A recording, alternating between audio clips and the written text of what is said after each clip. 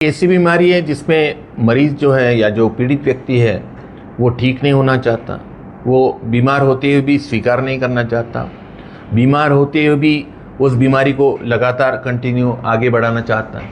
एक ऐसी चमत्कारिक एक भयंकर बीमारी है जहाँ पर इंसान खुद के खिलाफ काम करता है और उसको वो मर्जी लगती है। बीमारी का नाम है एडिक्शन। एडिक्शन इस बीमारी में आदमी के उस इंसान की जो इससे प्रताड़ित हो रहा है या ग्रसित है उसको नशा करने की इतनी जिद पैदा हो जाती है कि जिससे वो रोज़ मरता है लेकिन मरता नहीं है, नरक यातनाएं भुगतता है, दो की रोटी तक खाता नहीं है, रोटी कपड़ा और मकान का भी वो ठीक से एंजॉय नहीं कर सकता। बाकी इच्छाएं तो बात की बात है, उसका जीवन जो जीते जी नरक बना देती है नशा, फिर भी वो नशा करने के लिए मरता है, जिसको मैं कहता हूँ रोज़ मरता है लेकिन उस चीज़ के लिए भी मरता है जिसकी वजह से ये सब हालात है। इस चीज़ को समझना, नशेबाज जब बन जाता है व्यक्ति तो वो बार बार अपने आप को ऐसा काउंसलिंग करता है कि वो नशेड़ी नहीं है, ब्लेमिंग, जस्टिफिकेशन, एक्सक्यूज यूज़ करता है। नशा कितने भाई गंभीर स्वरूप धारण कर ले, लीवर में सूजन आ जाए या कुछ एक्सीडेंट हो जाए या झगड़े हो जाए या डाइवर्स हो जाए, किसी भी स्थिति में वो रुकने के लिए तैयार ही नहीं है। और जब भी वो रुकना चाहता है तो वो भी डिपेंडेंसी में होता है, वो रुक भी नहीं पाता।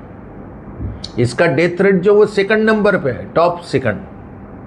पहला है HIV एड्स, और HIV एड्स होने का कारण भी तो नशा ही है, क्योंकि ज़्यादातर लोग तो नशे में ही जाते हैं जहाँ जाते हैं और अनप्रोटेक्टेड सेक्स करते हैं, इसलिए वो HIV पॉजिटिव हो जाते हैं। भले वो नशेबाज ना हो लेकिन वो नशा करके ही जाएंगे उस तरफ। बिना नशे के शायद ही बहुत 5-10% लोग जाते होंगे, ज़्यादातर लोग नशा करने के बाद ही उधर ही जाते हैं। और नशेड़ी जो है वो जीवन में इतना परेशान है, वो परेशानियों से निजात पाने के लिए कभी कभार अगर पैसा हो तो उधर चला जाता है, अनप्रोटेक्टेड सेक्स करता है और पॉजिटिव हो जाता है। कई सारे एक्सीडेंट इस बीमारी की वजह से हो जाते हैं, जिसमें 50-60 लोग भी मर जाते हैं। पीने वाला जो ड्राइविंग कर रहा था वो पिया हुआ था, लोगों की मृत्यु आती है एक्सीडेंटल डेथ में, लेकिन पीने वाला व्यक्ति जो ड्राइविंग कर रहा था वो व्यक्ति तो पिया हुआ था, उसकी वजह से 50 लोग मरे। किसी ने गाड़ी चढ़ा दी, किसी ने आत्महत्या कर ली, किसी ने किसी का खून कर दिया।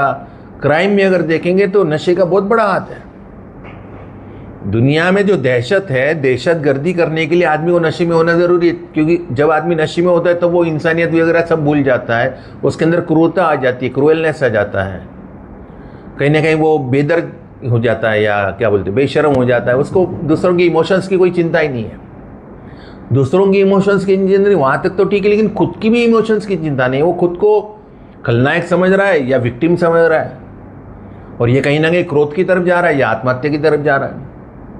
ऐसी चमत्कारिक बीमारी है जहाँ पर शारीरिक, मानसिक, आर्थिक, सामाजिक, पारिवारिक, स्पिरिचुअल और सेक्सुअल सब नुकसान हो रहा है, फिर भी वो रुकने के लिए तैयार नहीं है।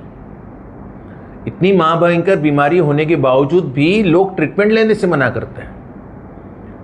वो एक एक करके अपनी भी जो एसेट्स है सब खोते जा रहे हैं, फिर वो ट्रीटमेंट लेने के लिए डिनाई करता है। उसको नशा आज़ादी लगती है, मेरा जीवन मेरी मर्जी सोच है। इन सब चीज़ों के ऊपर गौर करना चाहिए कि जो मैं कर रहा हूँ क्या ये मेरा बाप बेटा है भाई करे चलेगा?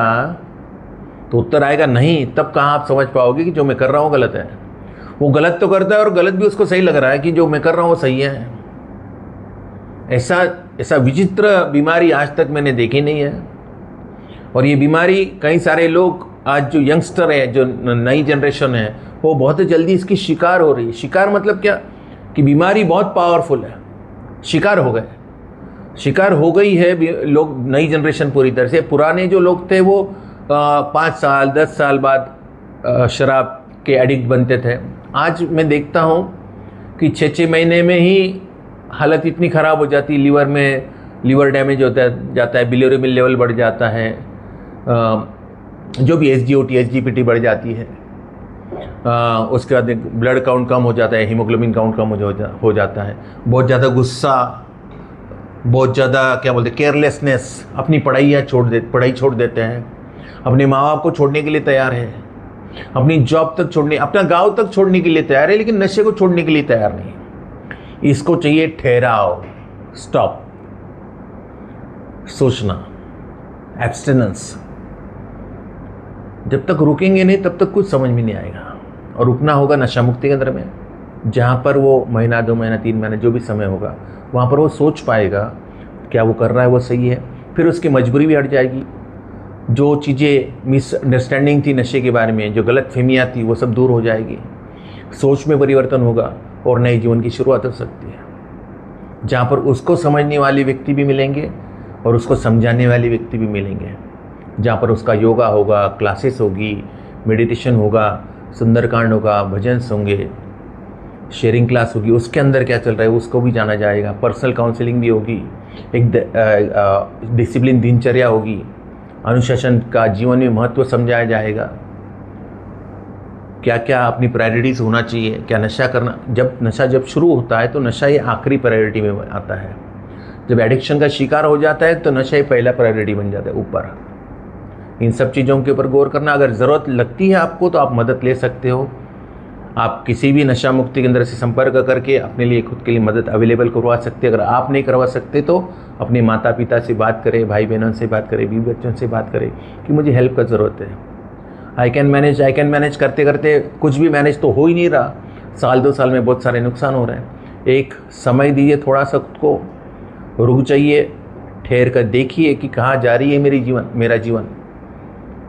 इसका परीक्षण करिए, आत्म परीक्षण करिए, इन्वेंटरी लीजिए और आगे और ज़्यादा नुकसान ना हो इससे खुद को बचा लीजिए। आज के लिए इतना ही। नमस्कार।